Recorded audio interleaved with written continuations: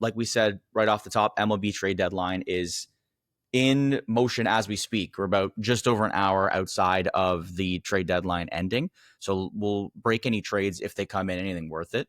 It's been pretty decent over the past couple of hours. And basically the past couple of days, we'll start with Toronto because I think that's the most relevant to our audience, obviously. Big move today, acquiring right-hander Shane Bieber. So more than one Bieber in Toronto. I think those jersey sales are going to go completely nuts when he does arrive. In exchange for was it Cal Stevens? Is that his name? No. Cal Steven. Yeah, Steven. No S. Yeah. No S. No disrespect for him. He was, I think, within the 5th to 9th ranked prospect, depending on who you ask in the Jays prospect rankings. And just for context, for those that don't know, you may have heard the name Shane Bieber in the past. Really good pitcher, 2020 AL Cy Young winner, unanimous Cy Young winner that year. That was the shortened season. Ooh. He's only pitched about 11 outings this year, or 11 innings, I should say, through 4 outings in, I think the max he's pitched is in Double-A. Right now he's in Double-A. Yeah, really good numbers. He had in April 2024, he had basically Tommy John surgery to repair a UCL injury. And so there's some kind of like caveats to this entire thing. Is he going to pitch? Is he going to come back? We slated to come back in a couple of weeks. Ideally, he's the perfect playoff starter if he's healthy. Just when you guys saw this come across the timeline, like what were your thoughts? Like, Brandon, maybe I'll go to you first and then we'll pass it over to Justin. I mean, I was definitely surprised. I think that the Jays were able to land, I guess, such a talented pitcher. Someone who's, I think, he's made 70 starts in the MLB and he's like 3.13 ERA. Very impressive. Like, you don't, guys like that are, they can sometimes come available, but for the price of a single prospect, I thought the way everything came together in terms of him being unfortunately injured, it allowed them the opportunity to acquire, a top level potential pitcher when it comes to the playoff time. And that's what they're aiming for now. The situation around his contract clearly shows that this is a short-term gamble, and they're willing to take it for, like I said, a single prospect who, yes, is pretty well rated within their system, and I think someone that a lot of people had a lot of interest in and was somebody that people were excited about potentially, breaking through at some point. But when you weigh the pros and cons, and you can acquire a pitcher with Bieber's pedigree, I think you got to go for it, and he should give them an opportunity to obviously improve and upgrade their starting rotation. So we'll just have to see what happens. Yeah. I think that this morning when the trade happened, it was like around 10 o'clock Eastern. Give or take, yeah. Yeah. I wasn't fully happy or like over the moon about it in terms of who they got. I thought, you're adding a guy that hasn't pitched in a major league setting since like you said, April 2024. I would have expected them to go after a guy that's healthy this season, has shown quality starts over the course of the season. One of the top starters, I mean, obviously, but obviously the price would have been higher considering what you paid for Bieber. I do like this, however, and I've thought about this more since 10 o'clock this morning, in the sense of now with Bieber, you don't have to like necessarily rush into a 5 or like worrying about who comes out of the 5-man rotation. Do you go to a 6-man rotation? You can kind of let that, sit back for a little bit, figure out who might be in the 5-man rotation come playoff time. Put Bieber in the lineup. May say it's even like late August that you want him to come back. You don't need to rush him back like soon to the major leagues. Like, let him, continue to get starts down in the minor leagues, and make sure he's healthy before he comes back. But like you said, Brandon, it's the upside. If he hits, he's going to hit, and that is a Game 1 starter in the playoffs for the Toronto Blue Jays. That is well worth the risk, but it's just, it's kind of interesting that they went after the guy that hasn't pitched an inning yet in 2025. Yeah, I didn't even know that, which is the thing. Did you know going in, Brandon, that Bieber hadn't pitched this year? Like, I was completely caught off Yeah, guard when I no, read that. Yeah, absolutely. Like for me, I wouldn't say I'm like a huge fan of the Guardians or of his himself, but mostly through fantasy, I've followed a little bit of fair. Beaver in the last couple of years. He's been a great pitcher even since his 2021 season. He's been a really reliable guy for them, and I think them missing him over the last year and a half has actually hurt them as well. Coming into this season, if he had been healthy, they probably would have been a playoff contender in Cleveland. So it's one of those things where you can really get an upside for a guy where when you haven't seen him for a long time, teams tend to forget about him. It's easy to see it going, the wrong way sometimes when a guy comes back from that long. He maybe can't get it going. Maybe he'll be better next year than he will this year, and is maybe what a lot of people are thinking. But I think it's still worth the risk. And if he can come back, and I think Justin's onto something. If you give him more opportunities to get healthy and to get back into his groove, maybe down in the minors, and don't put so much pressure on him to come back and perform right away. You maybe save him for into September and see if he can get a couple of starts before the playoffs, and then you see what you've got. In regards to Justin's point about being kind of not necessarily confused, but it is intriguing that they decided to go after a guy like this. I just think it goes to show that they maybe weren't as deep or haven't been as deep. They could still obviously make a move for an Alcantara or somebody like that. So they just traded for Brandon. I don't want to butcher the last name here. Valsina. I think it's somewhere in that range, for Will Wagner, catcher from the San Diego Padres. Okay, so sounds like a pretty low leverage guy. Yeah, minor leaguer. Okay, somebody maybe interesting. for the future then. Yeah, I Yeah, think seeing the Padres say we have acquired infielder Will Wagner from the Blue Jays in exchange for catcher Brandon Valenzuela. yes, Valenzuela. There it is. Valenzuela. So that's okay. So there's a player for the so not even a pitcher. No, Okay. catcher. They over this season he's got 12 home runs, 46 RBIs, 6 stolen bases, hitting .229, OBP of .313, OPS of .700, has 75 hits so far this year, 328 at bats, and is played in Double A this year. That's where he's at. So it's kind of interesting. Could be something for the future. I hope it has no implications on what's going on with Alejandro Kirk right now. That's what my first thought was, but probably if he not, hasn't right? played in the majors, I can't imagine they would bring in a guy yet. No, bring in a guy to necessarily. It just doesn't make sense to get rid of Will Wagner for that, though, does it? Or not for an injury replacement. No, you're right. Yeah. So maybe they are looking at the future. Maybe he's a guy who'll be able to hit a little bit later on in his career and be a solid catcher, whether that's a backup for Kirk or maybe a future replacement. Yeah. I wonder if in Will Wagner, because he's a lefty, right? If I'm not mistaken, they have a lot of lefties that are in the lineup right now, and you can never really have too many necessarily, but like the Low Profitos, the Addison Bargers of the world, like they have a lot of them. Maybe they're just trying to make room for somebody different and trying to give like a guy like Joey Low Profito, who's hitting at the bottom of the lineup, but has kind of held his own for right now, at least offensively, where Alan Roden kind of went down, and maybe they're just trying to say like we need to solidify this group, and rather than kind of have guys in and out of the lineup. Dalton Varsho obviously on his way up, I should say. Like maybe they're just like there's too many bodies here. We should replenish the catcher, stock here. So that's exactly what Keegan Matheson, a guest of the show, has said. That this essentially just gives them catcher depth in exchange for a body that they're probably not going to use in terms of this season. So so it's just like trying to make room. I do like it. I do like that because I mean, go ahead, sorry, Justin. Kind of disappointing. Yeah. Well, you're gonna need, I would assume this is not gonna be their only their last move of the day. I would assume.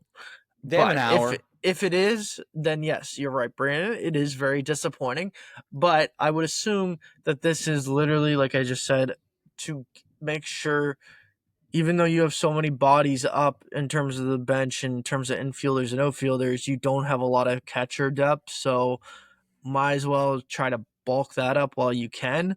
And I don't hate it because Will Wagner, what was he playing? Like, he wasn't playing a lot even when he was up with the Yeah. Blue Jays. Like, it wasn't, he was a bench player for sure.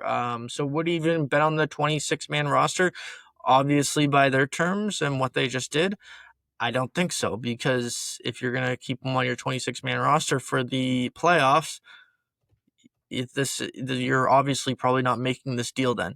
He only had 114 at-bats this regular season, 27 hits, 0 home runs, 7 RBIs, 1 stolen base, hit .237, and had an OPS of .634. So, I mean, Yeah. yeah. It gives them the opportunity right away, I think, to bring up Dalton Varsho, which I think is the rumors to Yes, probably be yeah, back this yeah. weekend. So- So we'll I don't hate it. it I makes don't some hate sense. it. No, I agree. It makes sense. It's just It's you don't want neutral. this to be. You I don't just want this mean to in be the comparison with everything else. yeah. happening. Everyone you just else want to that's see making them continue trades, to like you to don't push. want this to be the only thing. This is literally like the Padres' worst trade, or like I guess not worst, but like smallest trade of the day. Because if you guys want to talk about them real quick, they just don't stop. They I have literally one more. don't stop. I have one more note on Bieber because we kind of derailed, rightfully so, on this trade. Just Shai Davidi was on with Blake Murphy and Julia Kreutz today, just chatting about like the Bieber signing and the fact that he was chatting with Robbie Ray. Shai Davidi was at the All-Star break, and he had Tommy John surgery recently.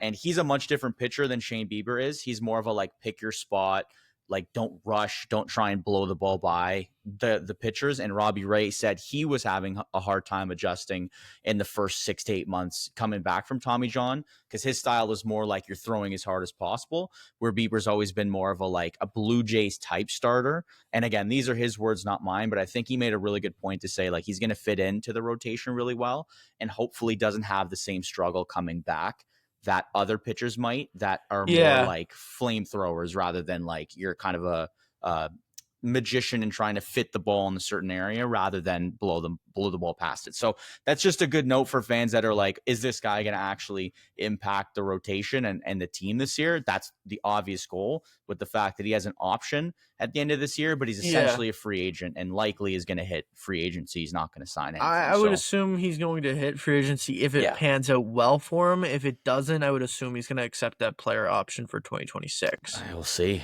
I don't know. $16 million. Like, that's not nothing.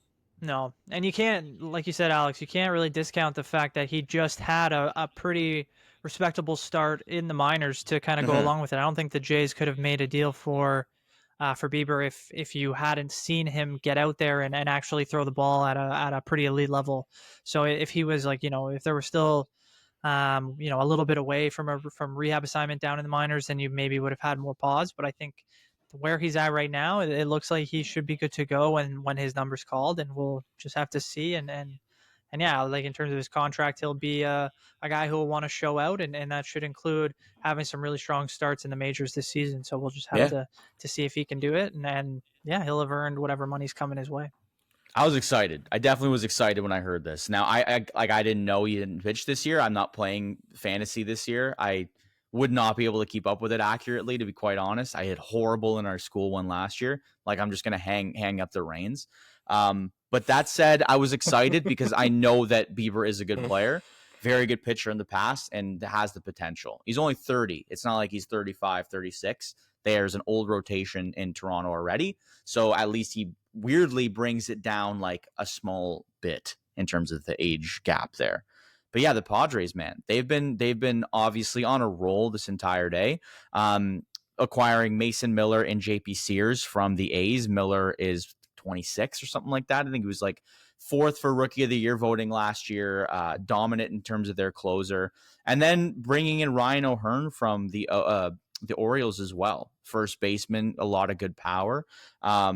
Have been sort of on a roll. Like, I think one of the players that they gave up was one of the top 3 ranked players in all of Yes, baseball for prospects yeah. in the Sears and Miller trade. But listen, like that's in any sport, you're going to have to do that in order to win. And it feels like they're filling the gaps in areas that they need and they're going for it. So that's the team that's kind of winning, it seems like so far. Suarez and Miller is like the best 1-2 combo in terms of a bullpen in the NBA, or in terms of the MLB NBA. In terms of the MLB right now, like realistically, I saw someone on MLB Network say this today, and I thought it was perfect. Like, if the Padres have a lead in like the 5th inning, the game's over. Like, they can just run it out. Like, they don't like their bullpen's so good that they simply can shut down any lead now, and you're not worrying about them. And then they go out and obviously address the catcher situation. They go out and they get O'Hearn to play first base with Luis Suarez potentially. Who knows what's going to happen there, if he's going to play first base still for them or not. And yeah, they're still looking for an outfielder apparently, but the Padres, literally, they cannot go 5 minutes, it feels like today, without making a deal. Like, they just, like, front and center, they're like, they're literally just the guy, oh my gosh, draft day, just has to make a deal. Just have to make a deal to make a deal. Great movie though. Yeah, great movie. But yeah, it's very interesting. Very interesting. Well, yeah, I mean, I think the Padres are in a position where they're trying to keep up with the Mets, I think, who are doing a similar thing where they are also putting together an incredible bullpen. And we'll have to see, I think, when we get to the playoffs, depending on what the matchups are. But the NL is certainly shaping up to be an incredible race down the run, and the playoffs should be incredible as well. Like, there are, I think, for me at least, when you put together the Dodgers, the Mets, the Padres, the Phillies, there are 4 great teams there that if they all make the playoffs, which I believe that they will, they're all going to be a tough out, and some of the series we're going to see some incredible moments from a bunch of these players. But yeah, it's great to see that in baseball. Yeah, there's a bunch of teams still willing to push all in and make trade deadline fun and really kind of address all their needs. Like you said, Alex, I think it's a great way to look at it. Is just and continuing to bring in players you who completely can help forgot you completely forgot the Brewers and Cubs as well. Of course, yeah. That's And the Cubs, I think people expected them to be a little bit more aggressive than they have been at the deadline, but they still have a great team, and I expect them to be in the conversation. The Brewers have been a breakout story, obviously, and they're going to be tough to play at any point. Like, the NL is just filled with incredible talented teams that that all will have a good say at who. And Cincinnati, Cincinnati bought, like, they acquired Brian Hayes. Yeah, Brian Hayes, third baseman. And they also acquired Taylor Rogers. They traded Taylor Rogers, I'm pretty sure, didn't they? Or, yeah, they traded him to the Giants, was it, I think? No. One of them came from the Giants. Yeah, one of them came from the Giants. The Twins. They're so hard to keep track because literally it's the first time in MLB history 2 Twins have been traded on the same day. I know Tyler went from the Giants to the Mets. I'm trying to remember where Taylor went to. It was the Reds to somewhere else. Yeah, so he went to fork of Brian Hayes. Taylor went to the Pirates. Okay. And then Tyler got brought into the Mets for a couple different players. Giants. So yeah, and they're literally on the deadline tracker. I'm looking at the back-to-back trades. So probably within like a short period of time, they're both moving to different teams. Yeah, it was crazy. But yeah, like I said, the NL is just, it's loaded. It is just, the AL is definitely not the superior division right now in baseball. As Jays fans ourselves, let's let the NL beat up on each other until you get to the World Series, right? Here's the thing, like, there's still some teams in the AL that made big-time moves that the Blue Jays simply have not matched yet. I like the Yankees getting Bednar. That's a great addition to their bullpen. I think that pairs them with Devin Williams, who's looked strong recently. I think that's a really good addition. Then I think the Mariners, they made a bunch of moves. Suarez. What? Sorry? They brought in Suarez. Yeah, Suarez. And you got Josh Naylor from a week ago that you traded for. their pitching is obviously the best in the MLB when good and healthy. So the thing for them was lacking offense, and going out and acquiring two of the biggest bats at this deadline is going to push them over the edge, in my opinion. Then you still have the Detroit Tigers, who were really, really good and went through a terrible, terrible slump, but now they look decent. And listen, they just acquired a bunch of players today. So I think that they're a team that's, like, in terms of the AL, when you think of the top teams, I would say Blue Jays. I would have to include the Yankees in the conversation. I would say they're a tier below the Blue Jays, Mariners, and Tigers right now. But those, and the Astros, I can't forget the Astros, who just acquired or reacquired Carlos Correa, who's probably going to play third base with Isaac Paredes down for the rest of the season, most likely. But like I said, like, there's the AL is not as strong as the NL, not even close. So, like you said, it's just when you get to the World Series, like, you're going to be facing a much better team on paper. So you just gotta hope that, balls on, or, like, I guess I was gonna say Moneyball, make a reference there. The stats are on your side, because that's all you can ask for. Well, you get to the World Series too, and anything can happen. But, like, it feels like the pendulum has swung hard to the NL, where obviously they've had, I think they've had more recent champions than not. But yeah, it's never felt like they've had this many good teams compared to the AL, where it feels like there's a lot of chaos happening right now. And I think that's why, depending on what happens in the future, maybe Jays fans will look back and say this was a missed opportunity if they don't do anything else that's of consequence. But you also can't always pay the price when it comes. Sometimes you got to let things play out. And like you said, Alex, it may still be an opportunity ahead of you with the way things are shaking. So, and there's an hour left. There are 49 minutes left, but I would think, like, the Blue Jays have to be in on, like, Joe Ryan of the Minnesota Twins. I don't know if he's going to get moved, though. I was reading that they might not feel like the Twins want to move Joe Ryan. So, like, it just depends on who's left. That's I know, but available. Like, they've shipped out everyone today. It feels like they're, like, in complete sell mode right now. And if you're the Blue Jays in the last hour, we might as well call them up and try and get Joe Ryan. That's a really, really good starting pitcher. That has team control. And that's a player that you could definitely, if you got him and Bieber, and then you maybe moved Lauer, and I would think that the other arm would have to be Scherzer going to the pen. I think that'd be really good. I really do. I think that would be really good.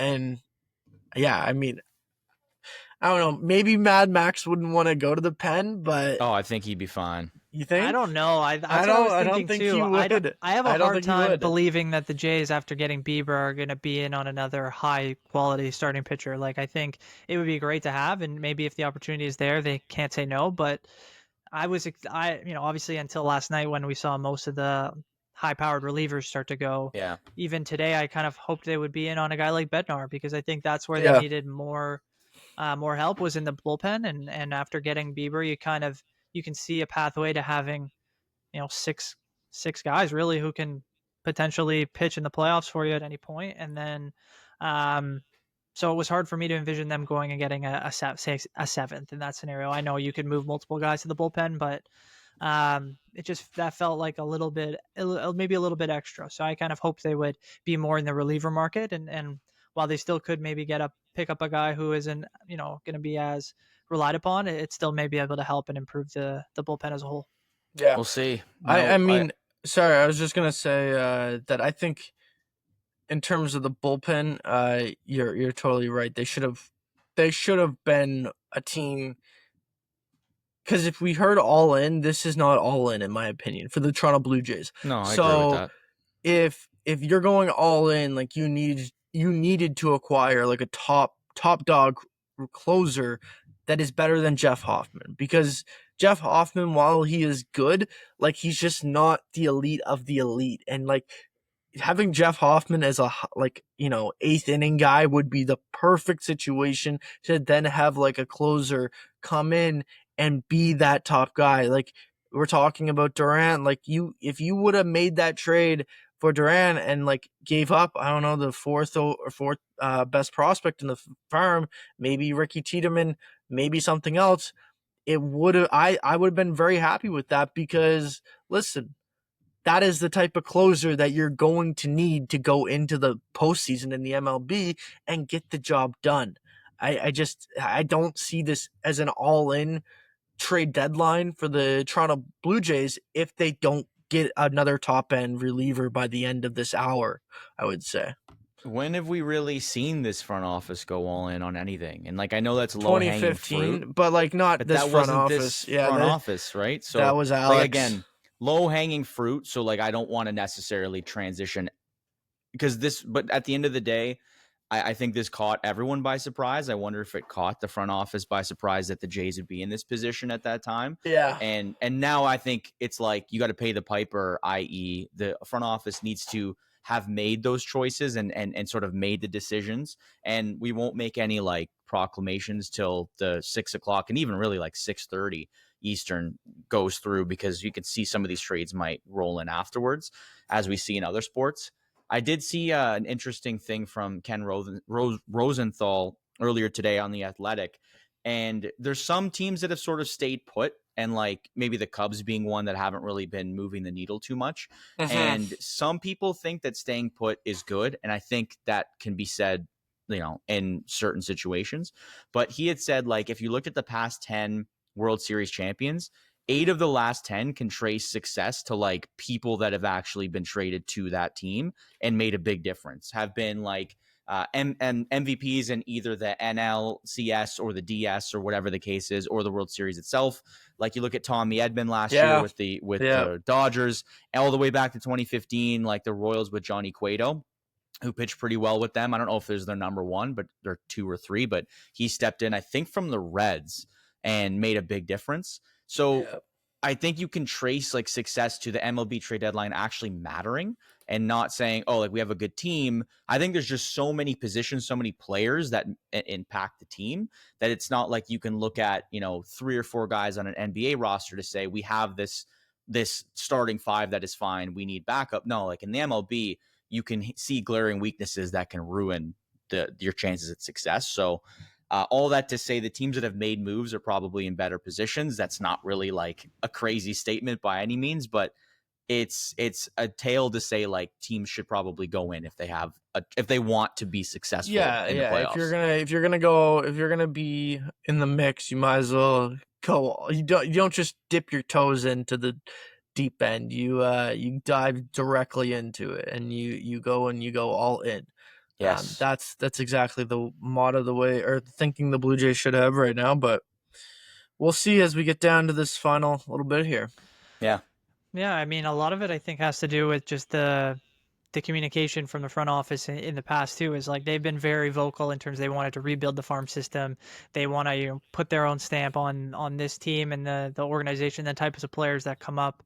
So I think they've maybe have gotten a little bit maybe too sentimental in terms of some of the guys that they've drafted and developed, and maybe don't want to get rid of them so easily for one a singular chance, when they view maybe their potential growth as opportunities to win for how many years in the future. So it's one of those things where you can't mortgage everything, but smart teams are able to bring in talent when they need it the most, and they're able to acquire young talent when they're maybe not at their best highest position of need, where they are maybe competing but maybe aren't in a win all or win now situation. So you always have to be able to ebb and flow as your roster kind of calls for it, and allow yourself to kind of just find kind of the natural point to take the step. And that's why I was saying in the NL there are so many great teams that all deserve to push forward to a CS or to the World Series, but it could be one of these players that has moved that is the difference, right? So especially when you're talking about a reliever who can go out there maybe in the 9th inning for some of these teams and put a stamp on a game when you maybe wouldn't have been so confident in guys that they had before. So that's really the difference in the playoffs. So we'll have to see where it goes. to wrap up the MLB trade deadline, who's the one guy that, like, because you just mentioned, like, making a difference in the playoffs, who's the one guy right now that you're like, this is going to be the biggest difference maker, looking at the trades that have happened today? I'll start with you, Brandon. Yeah, I mean, for me, I kind of going back and forth, but I think for me, it has the potential to be Ryan Helsley for the Mets. Really? I think this team, I think, had a lot of juice going into the season, and I think they've played well, but they haven't been, I don't think, as strong as maybe people expected, especially in the back of the bullpen. So having a guy like him who can come in again, they've got the offense, they've got some really good underrated starting pitching as well, and if they can get to their get to the playoffs and get to a point where they feel confident in guys that they have. He's a guy that can come in any inning really and give them a stop. So I think he's a guy that I think will surprise people maybe in the playoffs. Because St. Louis, while they had strong teams in the past, they more Central Division team, not really somebody that got a lot of juice in the media. So I think you're going to see him in the New York Lights, probably shine as we get closer to the playoffs. Yeah. I think that's a really good pick. I look at the Johan Duran thing, and I think that's the biggest one. The Phillies are a really, really good team. They needed an elite closer. Obviously, Jordan Romano just has not been what he was in the past this season, and Johan Duran is like, he is the guy. He is, if Emmanuel Clase was number 1A in terms of everyone's list before this whole MLB betting situation happened, Johan Duran was number 2. And he obviously becomes number 1 with Clase and the whole thing going sideways there. So I think Johan Duran is like, it is the best move possible that the best player in terms of picking up a closer that you could have got, and the Phillies got him. And listen, he also, it's not just a rental with Duran as well. Like he's got control for the next couple of years. So I really, really like that move for the Phillies. And I think that's the biggest addition so far this MLB deadline. Yeah, I'll just say Mason Miller, because I think I just want to go off the board. I think it's really good bolstering the bullpen in any capacity, especially when you're going against the Dodgers, especially to win that NL West. I think bolstering that in a general sense, a lot of people overlook the bullpen and think starting pitching is the most important, or obviously your bats, which very much factor in. But late game situations, you need clutch. Still a very young arm who's had a very good year and a very good year last year as well. And I think adding the juice to those late inning runs when you're obviously need to either get the bats going and you need to kind of bolster the other team's offense, or you're in the lead and you need to hold it. I think a player like that just adds a lot of energy to a lineup that the Padres have at the lower end of their bullpen. And hopefully he makes a difference at the NL side. I don't even want to say anybody in the AL, because I'm hoping that it's like a Bieber or a Dominguez or anybody else that the Jays acquire. Right now, it's really just a wait and see situation. Yeah. Yep. Miller could be really fun to watch in a playoff scenario.